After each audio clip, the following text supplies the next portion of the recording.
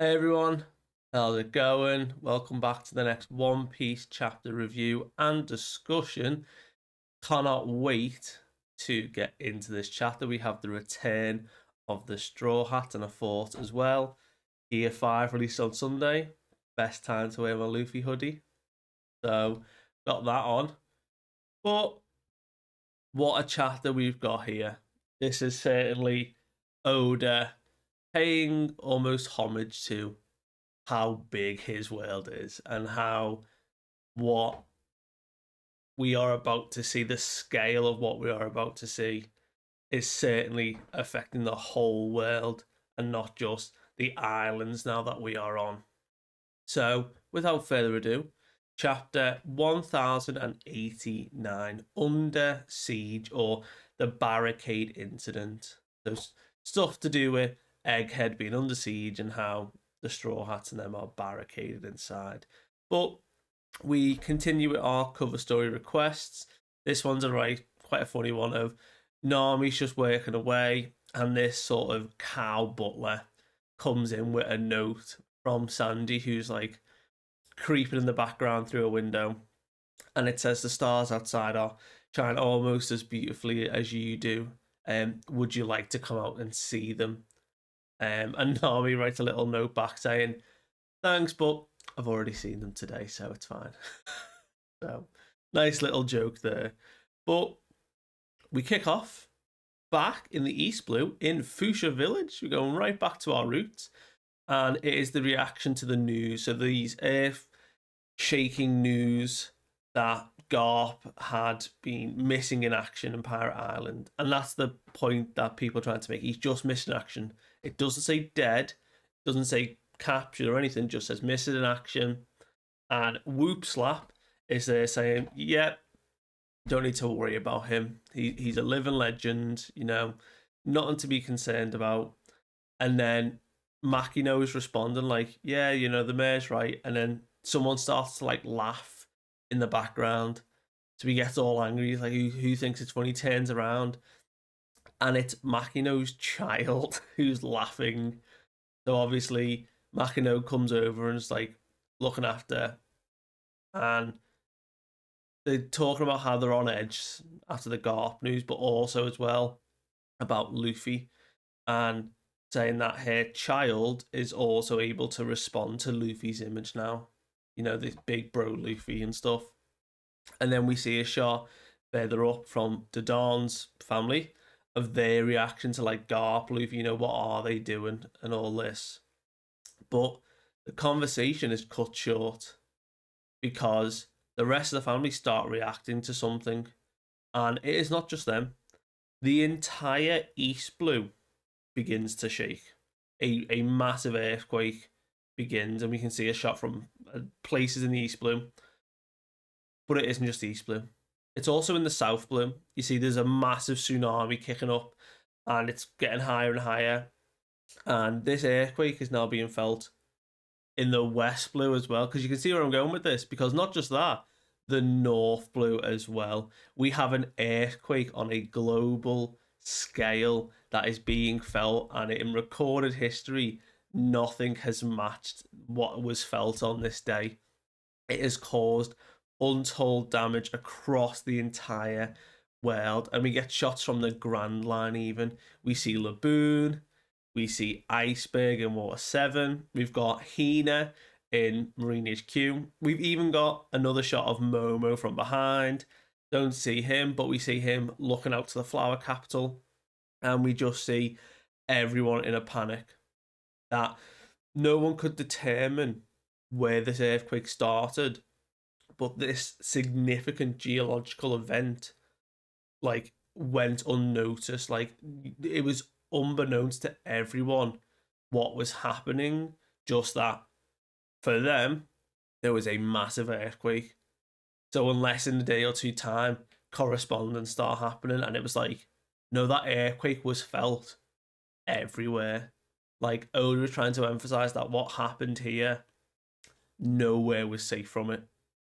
And we even get a shot of the celestial dragons in Marijois feeling the earthquake, and it was saying that the kingdom known as the Lucia was erased from the map 6 days prior. And we get a shot of Eve just sort of like a little just a little shudder, like a little no comment or anything. But I love that we're seeing Eve so much now. It's just frightening. But we see a ship, and a ship is the one to first reach out, saying, "We've reached the spot where the kingdom of Lucia was. There is not a single trace of it left." And we have this beautiful double page shot of just a giant hole, this chasm, this sort of perfect circular ring where now it's like creating a waterfall. And the ship's like, we can't get closer, doesn't look like it's going to collapse anytime soon. It looks like it's just perfectly there. And it looks awfully similar to Ennis Lobby. A massive hole in Ennis Lobby that we had no idea how it was created. This is a replication now of that thing. So the Mother Flame, the weapon that Vegapunk had developed, is on the scale of whatever caused the massive hole in Ennis Lobby. But the earthquake caused such a severe impact that the global sea level rose by 1 meter. So then we cut back to many of the world shores around the world that, unfortunately, 1 meter rise in sea level, the shores start getting, put underwater. They're beneath the waves. Everyone has to run to higher ground. There are just fishing villages completely submerged. Like, this has caused such untold damage everywhere. Like, people are in like a panic now. We even see the Kamabaka Kingdom and Ivankov's reaction to like, how are we meant to like outrun this? Like, the whole island is almost being submerged. Like, people are saying, will it recede? Everything's flooded. There's a shark in my house now. That's a fun one.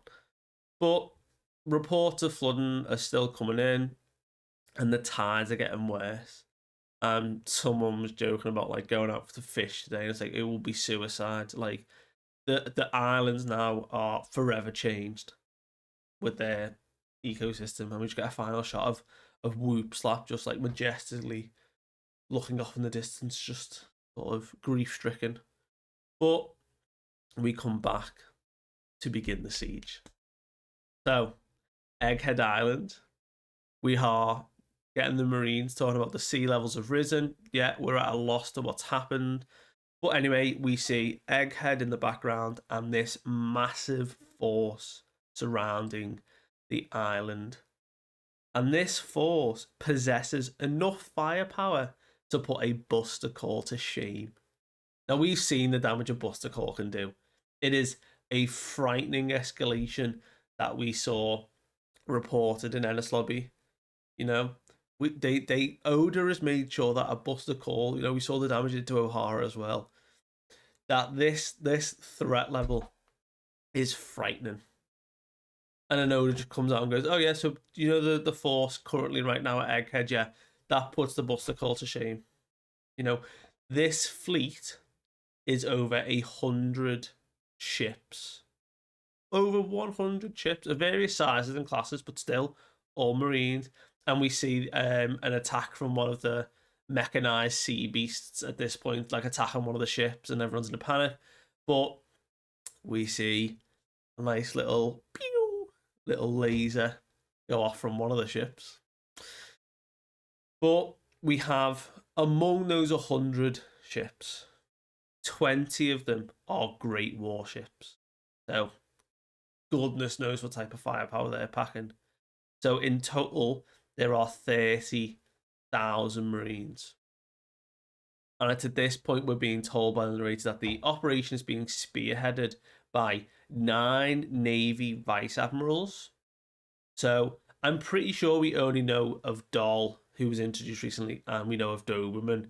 The others look completely new. We've seen them in shots before, but we still don't have a name. We've got like a gnarly dude with like a scar and like a butt chin, massive beard.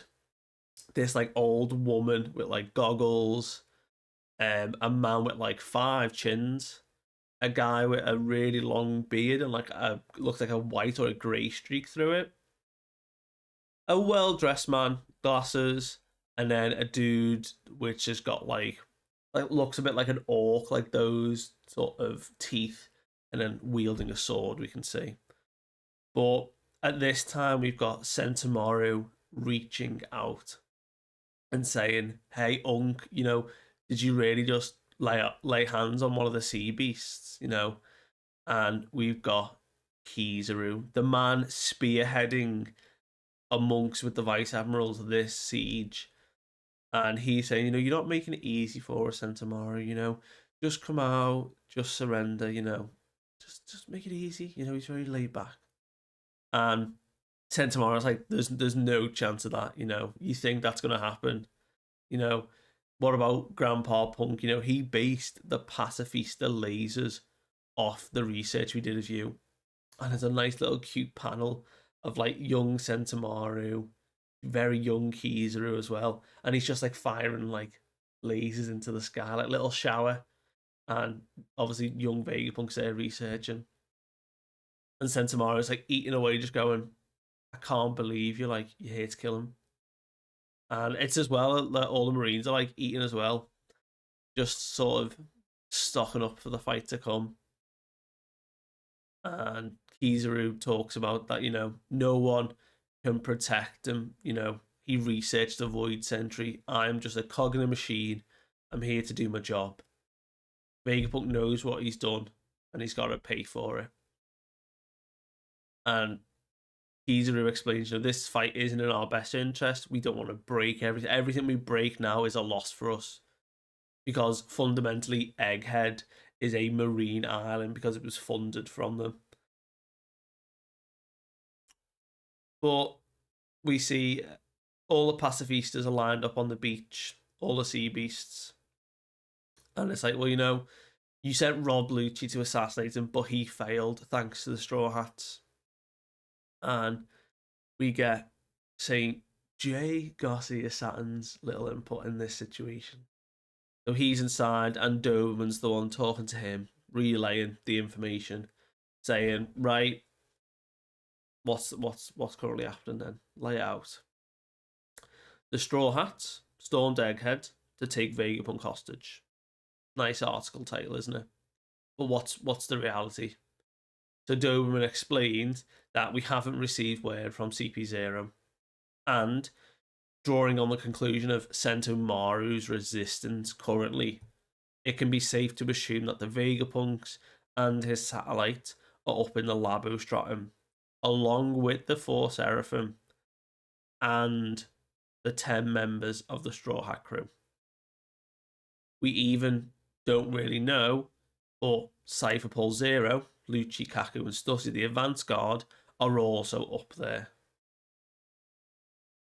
But who knows what that is. But the rest of Cypher Pole agents are down in the Fabrio Stratum, and they seem to have been captured by the pacifistas.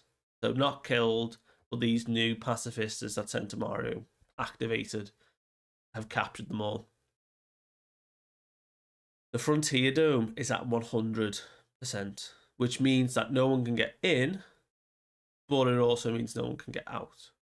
So they're in a bit of a stalemate position at the minute. No one can move. We don't know what's transpired in this day, they're saying. But, Jay Garcia's like, well, where's all the researchers, the scientists, where have all they gone? And Doman explains the evacuation actually happened yesterday, that we have tracked and confirmed the current position of the ships that have already left.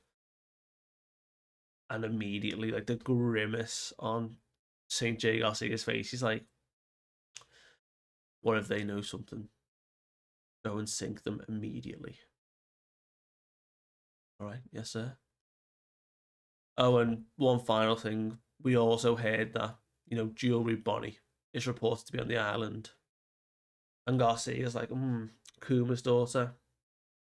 Yeah, we've no longer got use for her. She's just a little girl. Leave her be. One of the worst generation. Lightning Devil Fruit ability. Jay Garcia just goes, yeah, just leave her. So, don't know if Sun's up there. But we've got a transmission being sent now from the island, and people are picking it up.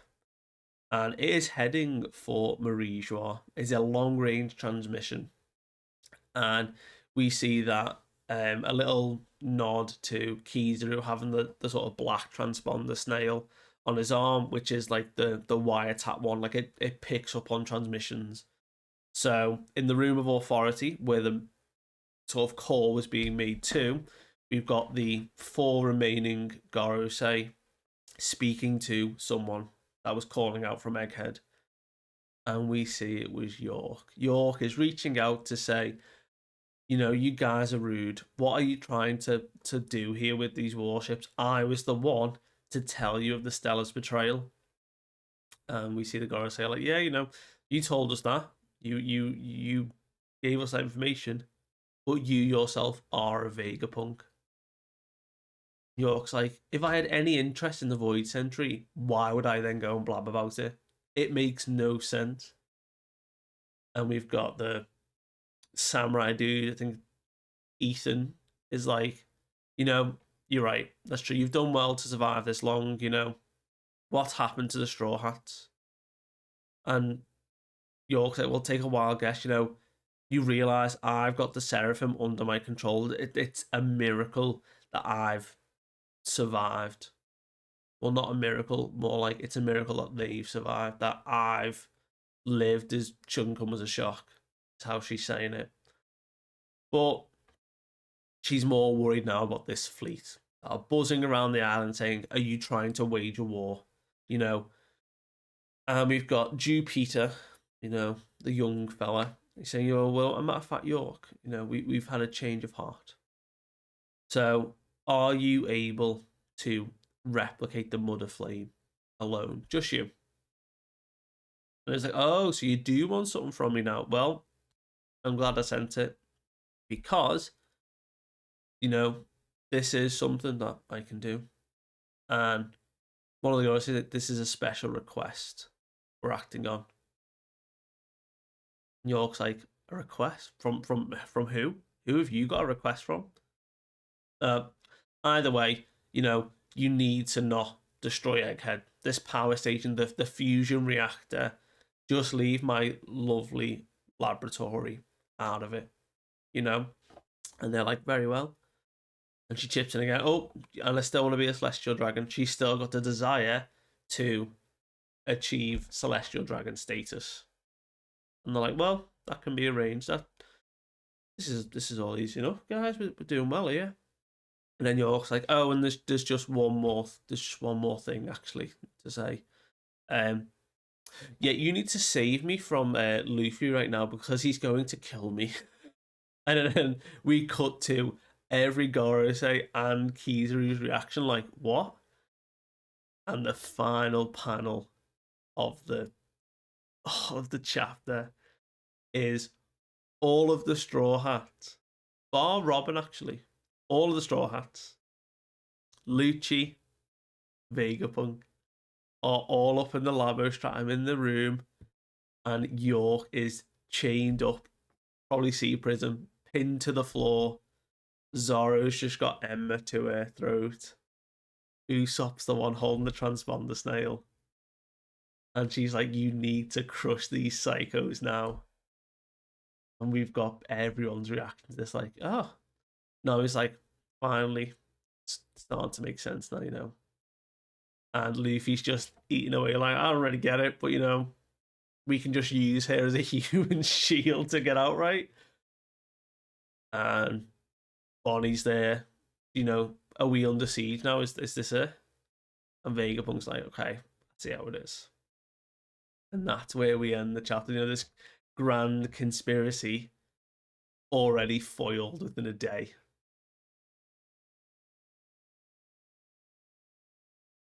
I assume, obviously, in the next coming chapters, we've got a break next week.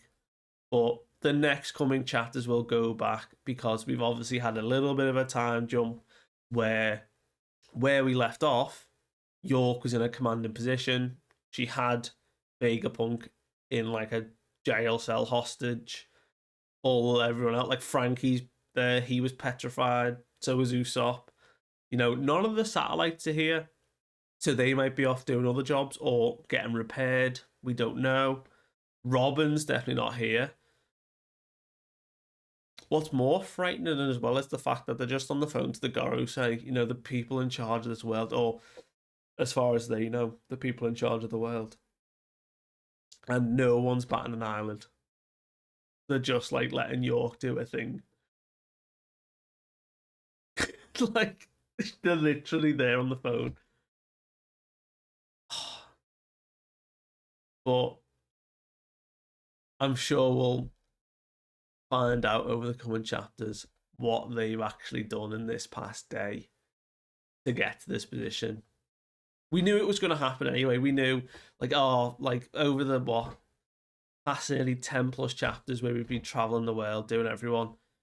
We saw Garp lose, but Kobe got away, so it was a success. Kid lost, Law lost. You know, it was going to be pretty apparent that the Straw Hats were going to win. Well, how did they win is the bigger question. How quick was it? What did everyone do? Everyone, I mean, there's a few cuts and bruises, there's a few plasters on people. There's been a bit of damage, but people are roughed up. But the bigger problem is now how they're getting off because they're ready to go. Like Vegapunk's got his backpack on, he's ready to get out of here. So a very interesting position that Oda's left us in. But I think we're just scheduling. There's another break next week because of a holiday, but excited to see what's next.